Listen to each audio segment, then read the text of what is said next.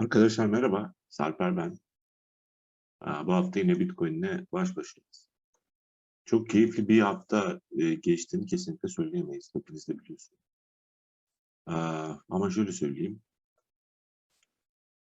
Bitcoin bir aydır, hatta bir aydan biraz daha fazla bir zamandır hiçbir şey yapmıyor. Belli bir range içerisinde. Yani işte yukarıda 41 binler, aşağıda daha önce de kabul edilmemiş orası 31 binler arasında 10 bin dolarlık range'de gidiyor geliyor. Ee, Hiç mi bir şey değişmedi? Tabii ki değişen şeyler var. Bir kere son 2-3 videodur bahsettiğim o görünen güç azalmaya başladı. Haftalık grafik. e, Geçen hafta elit bir osilatör sinyal vermişti. RSI'nin boynu aşağıda. Şuna bakalım. MACD'de bir arada bir şumumla beraber bir ümit belirmişti. 2 haftaki yani işte bu son çubuk bir günde dünden beri oluşan çubuk çok saymıyorum.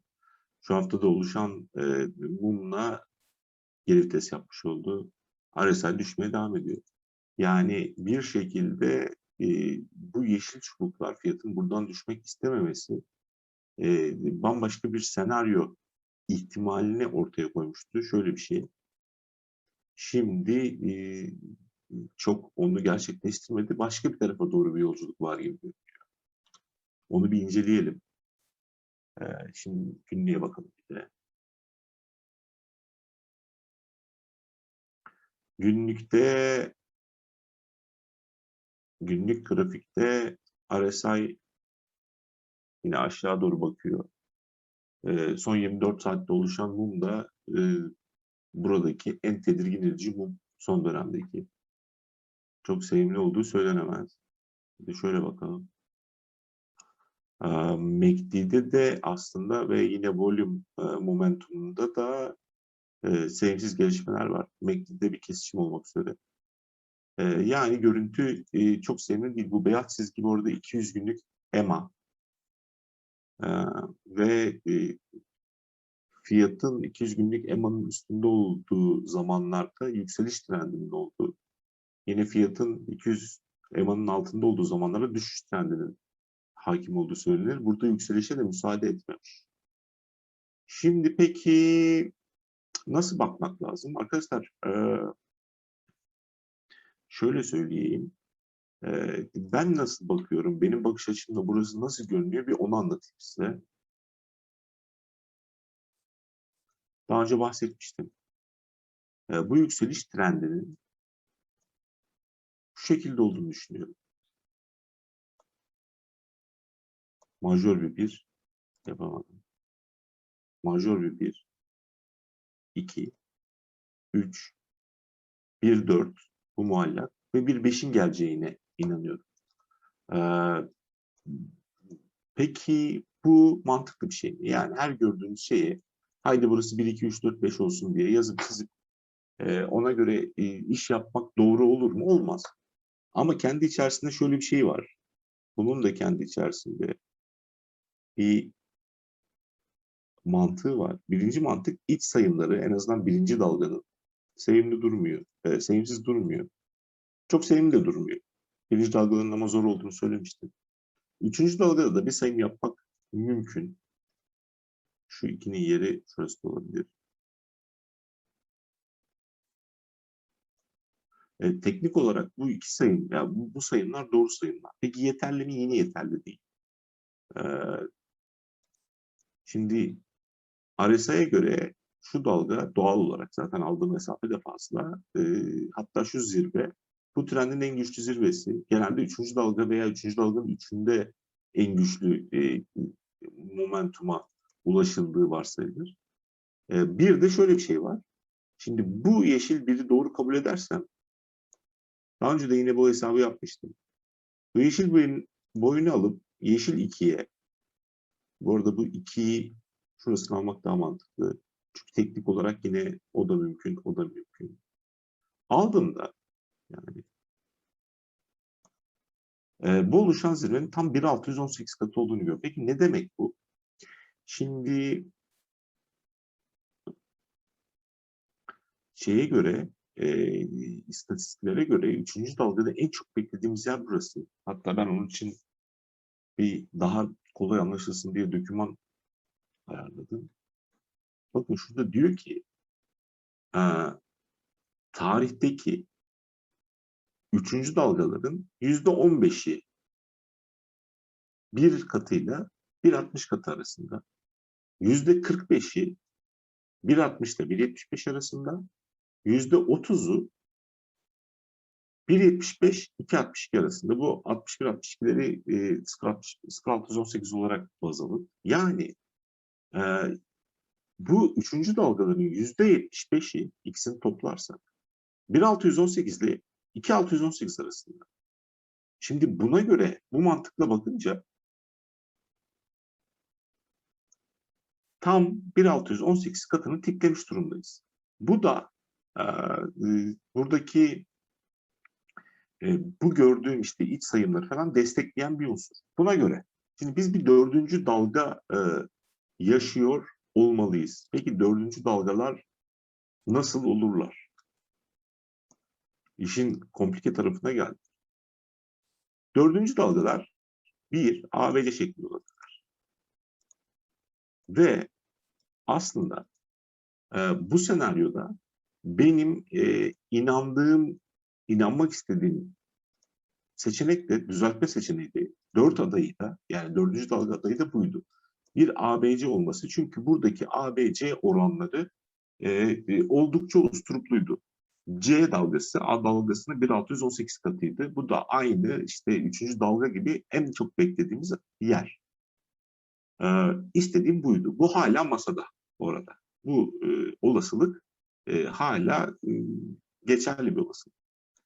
Nasıl bir olasılık? Ya şunun gibi düşünün. A, B, C. Zaten bu iki bölgeyi birbiriyle karşılaştırmıştım. Bir fark var. ABC'yi konuşurken onu söyleyeyim sonra diğer olasılıklara geçeyim. O da şu. Şimdi bu ABC'den sonra bir olaylar yaşanıyor. Yani bu ABC ile oluşan dip varsayarsa fiyat gidiyor geliyor şu oluyor ama işte burada daha sonra burada anlamlı yerlerden destek bularak bir sonraki yolculuğuna başlıyor. Şimdi aynı orantıyı artık burada söyleyemiyorum. Çünkü bu işte hatta şuraya çekmem lazım. En üst bölgesi.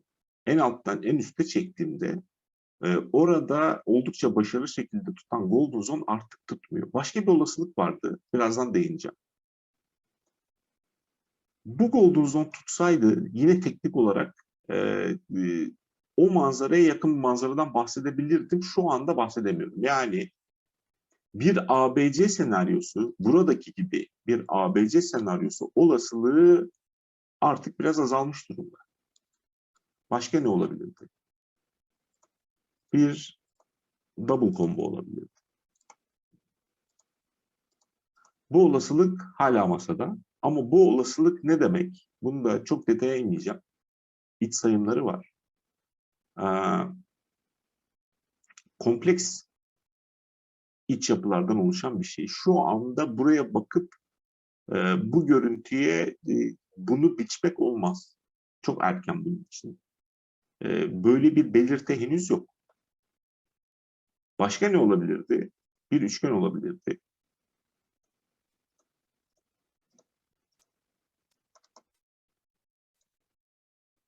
Bu seçenek masada mı? Evet masada. Şöyle yapalım. Düşünüyoruz. Evet masada. Yani hala olası ama geometri olarak bundan biraz uzaklaşmış durumdayız. Şöyle ki burası bu durumda burayı şöyle etiketlemek lazım. A, B, C, D, E diye. Hatta şunu silelim. Bu şekilde etiketlemek lazım. Bu iç yapıya bakınca bu A'nın iç yapısına çok benzemiyor ama yani bir ABC olabilir dedik. Üçgenin A'sının içi de ABC'dir. Çok detaya girip kafanızı karıştırmıyorum. Geometrimde benzemiyor ama evet, olasılıklardan bir tanesi bu. Yani karşılaştıracak olursak ABC olasılığıyla eşit görüyorum. Burada bir ABC olup hatta biraz daha güçlü olasılık diyebilirim. Bu olasılık zayıf olasılık. Başka ne olabilir buraya bakınca? Şimdi bunların e, hangisinin geçerli olduğunu nasıl anlayabiliriz? Önce bu dördüncü dalganın nerelerde beklendiğine bakmak lazım. Bunu da daha önce anlatmıştım aslında. Biz dördüncü dalgayı arkadaşlar en çok şu aralıkta ararız. 0,382 ile 0,50 arasında. Şunları açayım. Size göre. 0,382 ile 0,50 arasında. Neye göre? Yine o da şuna göre. Dördüncü dalgalar tarihteki %30, %50, %60'ı, tarihliklerin %60'ı, işte bu 30 dediği bizdeki net rakamını söylüyorum, 0,382 diye. 0,382 ile 0,50 arasındaymış, bu aradaymış. Yani %60'ı. Geri kalanlar işte üstünde, altında. En çok bu arada bekleniyor. Şimdi bu yeterliliği görmüşüz ama bu durumda ya gördük değdik, tamam, bu düzeltme bitti diyebilmemiz için buraya ABC dememiz gerekirdi. Özetle şu ilk senaryoyu dememiz gerekirdi ki 2 haftadır aslında benim savunduğum senaryo da buydu. Bunu dememiz gerekir. Ama bu durumda burada bittiyse buradan bir yükseliş senaryosu başlatması lazım ki planım da şuydu açıkçası. Onu da göstermiştim. Şuraya kadar bir yükseliş, o buraya kadar yaptı. Yani 50'ye kadar yaptı. Bu önemli. İleride değineceğim biraz sonra. Şuraya kadar bir yükseliş. Aynı şuradaki gibi. Şuradaki gibi.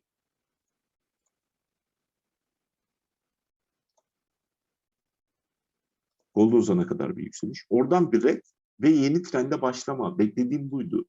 Şimdi hem Golden Zone'a kadar yükselmedi buradan sonra, hem de şimdi oluşan hareketle bir yükseliş senaryosunu oturtmak güçleşti. O yüzden 0,382'ye değmesine rağmen burada iş bitmemiş olabilir diyor. Şimdi peki diğer olasılık da peki hangisi? Fiyat düşmüş. Olasılıkları masaya yatırıyoruz. ABC değil gibi diyorsun hocam. Evet. Üçgene geometri olarak benzemiyor diyorsun hocam. Evet. WXY için erken diyorsun hocam. Evet. O zaman ne oluyor olabilir? Şu oluyor olabilir. Buradaki oluşan dalgaların yine şekline bakınca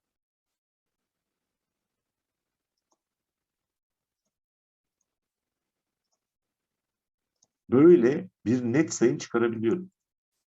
Ama 1, 2, 3, 4, 5 ile düzeltme kalıbı olmaz. Yani saydığım dördüncü dalga olmaz yani 1, 2, 3, 4, 5 diye. Bu teknik bir şey oluyor. Bu durumda 1, 2, 3, 4, 5 ile 4'ün A'sını yapıp sonra B'sini yapıp sonra C'sini yapabiliriz. Böyle bir olasılık var.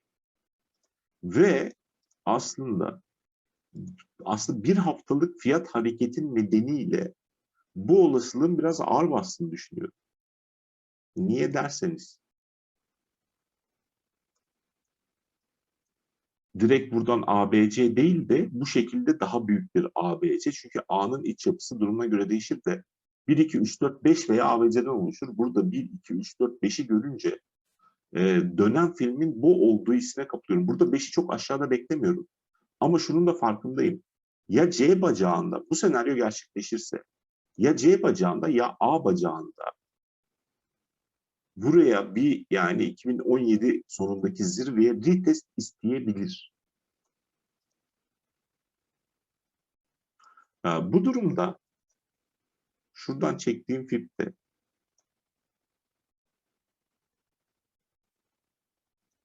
Bu retest kısmı aynı zamanda şöyleydi ya büyük planımız. 1, 2, 3, 4, 5. Bu senaryoda 4'ü buraya koyuyorum. Bunun da golden zone'una geliyor. İstediğimiz yerde değil. 4'ü açıp burada bekleriz. Ama şu şekilde aslında hırçın 3'lerden sonra 4'lerin buraya kadar genişlediğini de biliriz. Ama burayı geçmesini de istemeyiz. Onu da söyleyeyim. Bu zirvenin aşağısında 4 de huzurumuzu kaçırır. Şimdi biraz daha didikleyelim. Yani 2017 20K zirvesi bu şartlar altında test edilebilir. Peki bu durumda ne yapmak lazım veya bu sonuca nasıl varıyoruz?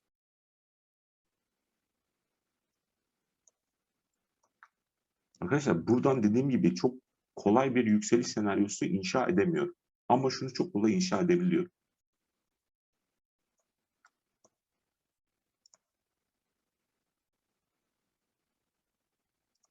Bir, iki, üç, dört, beşli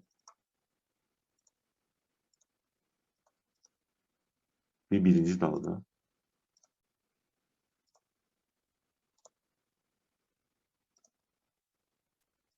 A, B, C ile ikinci dalga. 1, 2, 3, 4, 5 ile üçüncü dalga. Burada nasıl bittiğini anlatacağım bir dördüncü dalga. Ve beşinci dalga bir kolaylıkla yapabiliyorum. İşin zor tarafı burası ama burası her halükarda zor. Öyle söyleyeyim. Her halükarda kolay bir yer değil.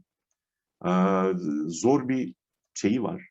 Yapısı var. Zaten şöyle de anlayabilirsiniz hiç. Hani ben 1, 2, 3, 4, 5 diye yazıyorum ama hani Elliot gözüyle değil de o hepimizin ilk başladığı temel teknik analiz gözüyle baktığınızda burada bir üçgen var. Piyasanın da zor bir piyasa olduğunu ispatı aslında bu. Böyle bir üçgen var. Herkes bahsediyordu bu üçgen. Kimisi aşağı kırılacağını düşünüyordu, kimisi yukarıya kırılacağını düşünüyordu. Önce aşağı kırılacağını düşünenleri sevindirip sonra yukarıya kırılacağını düşünenleri sevindirip şimdi yine aşağıya doğru bir hamle yaptı. Özetle işte zaman zaman no trade zone yani trade edilmez bölge diye tabir ettiğim bir bölgedeyiz. Ve piyasa ne long'u oynayana ne short'u oynayana huzur veriyor bu dönemde. Bir şekilde. Buna göre bakarsak arkadaşlar, şuna göre bakarsak bu dörde şu şekilde varabiliyorum. Şöyle bir W ABC ile böyle bir X burada da ABC var. İşin zor tarafı orası aslında. Böyle bir Y. Bunun devresini bir arttırayım. Buradaki zor kısım şu X kısmı.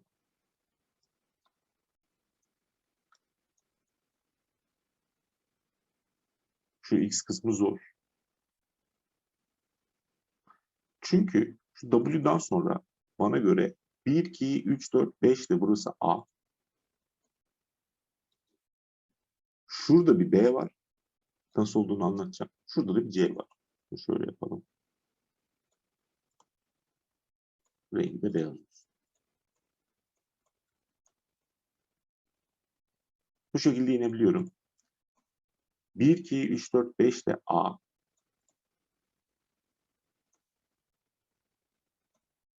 A, B, C, D, E ile B. Yani bir üçgenli.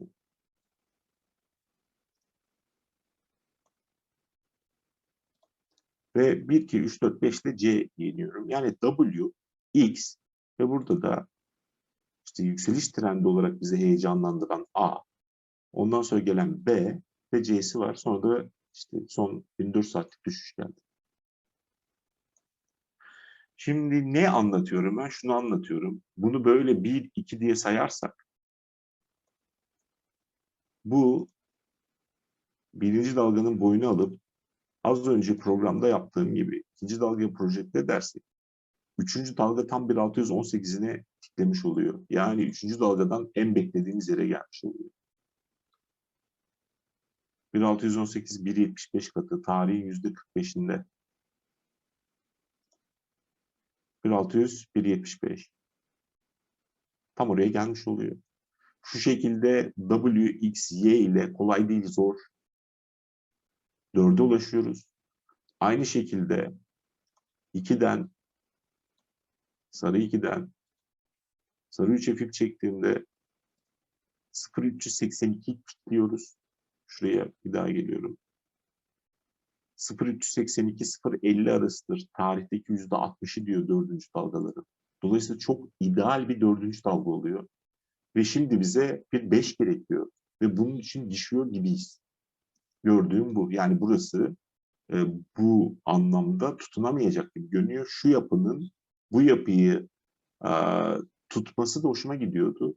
Bu sayımı görebiliyorum. Bu 5 peki nerede olabilir? Nedir teamül? 5'in çok fazla hesaplanma yöntemi var. Basitini söyleyeyim. Daha önce de söylemiştim.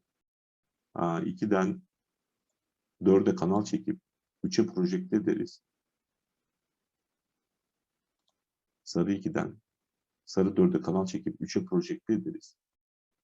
Ve bunun median line'ında veya chain'de şu bölgesinde bekleriz. Şu bölge çok dik oluyor. Median line olabilir. Bir şey. Diğer olasılık 0'dan 3'e çekince yani çok sayımda görünmüyor. Eğer bir 5. dalga yaşıyorsak bu 5. dalganın yeri bu 20K zirveleri falan olabilir. Ama bundan sonra da şimdi bu bir düzeltmenin A bacağı dedik. Dördüncü ayak için A bacağı dedik. A. Sonra B, sonra C'ye gelmeli. Nasıl yani? Şunun gibi.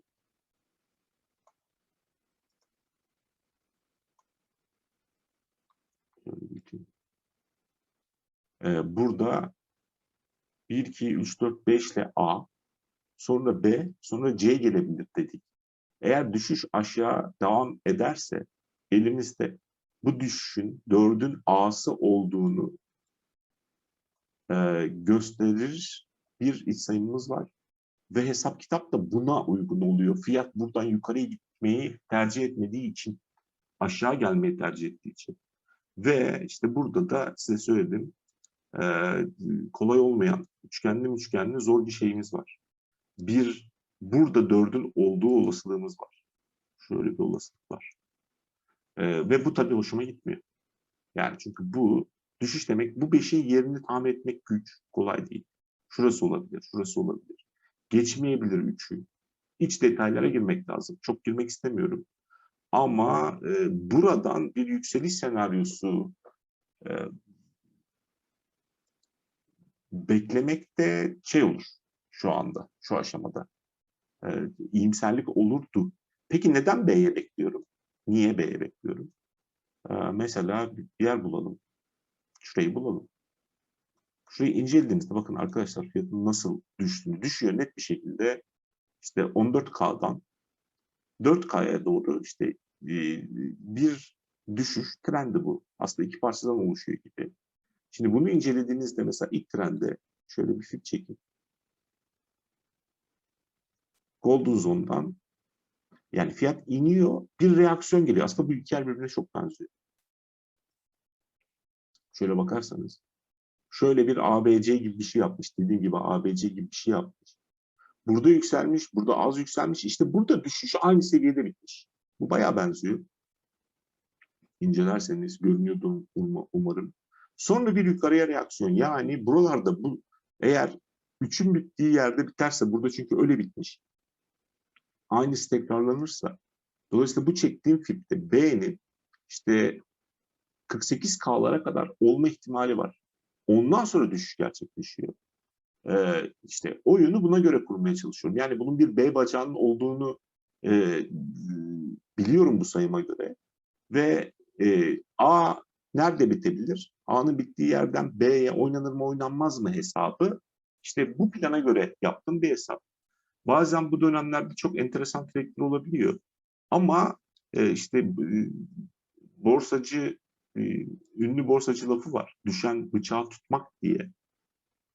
Bu nedenle resim netleşene kadar ben şahsen hani resim netleşmesini bekliyorum pozisyon almak için. Ve aslında bu tip düşüşlerde profesyonel alım yeri en dipten almak değil de bir sonraki hareketten almaktır.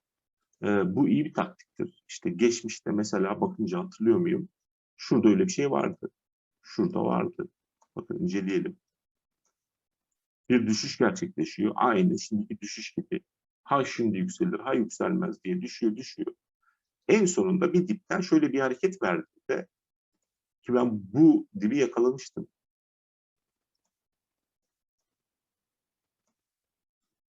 Ve yanlış hatırlamıyorsam %50'ye yakın bir marj vermişti burası.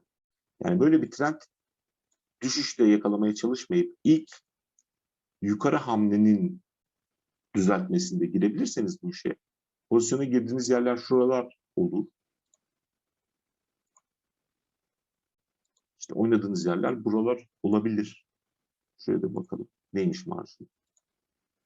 Yani %50, doğru hatırlıyorum, %50'ye yakın bir marj.